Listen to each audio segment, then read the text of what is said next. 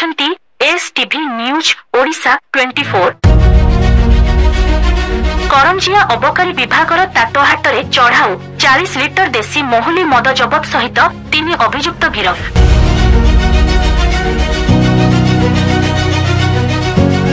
विभिन्न साप्ताहिक हाट मानकरे गन्नगोल चोरी डकायत होथिबा नै बारंबार जनसाधारण अभियोग करि आसुथिले। एहाको आधार करी करंजिया अबकारी विभाग पक्षरु आज करंजिया ब्लॉक अंतर्गत टाटाहाटरे देशी मोहली मद बिक्री होथिबा कोनोसी विशेष सूत्ररु खबर पाई जिला अबकारी अधीक्षक प्रशांत कुमार कहरंक निर्देश क्रमे उप अधीक्षक सौम्य रंजन बेहेरांक तत्वाधानरे निरीक्षक संजय कुमार कांडींक नेतृत्व में करंजिया अबकारी वाईसी रश्मि रंजन नायक एएसआई फुलमणि नायक कनिष्ठबल पीतनाथ मुर्मू अंशु मान परिडा आलोक सुतार मिलित भावे टाटोहाटरे अतर्कित भावे चढ़ाऊ करी 40 लिटर देशी मद सहित 3 जन अभियुक्त को गिरफ करी पचरा उचरा जारी रही। तेबे अभियुक्त माने हेले करंजिया ब्लॉक बड़गा ग्राम पंचायत अंतर्गत अनंत साहिर मुनिलाल टुडू बयस 50 तांको पाखरु 10 लिटर, अन्य जने हेले सेही ग्रामर सोइना मारांडी बयस 37 तांको पाखरु 20 लिटर एवं करंजिया ब्लॉक अंतर्गत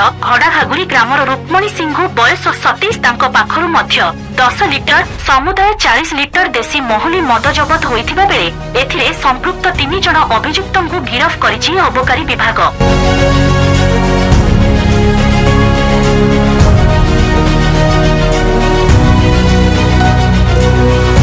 सुमंत पात्रंक रिपोर्ट एसटीवी न्यूज ओडिशा 24।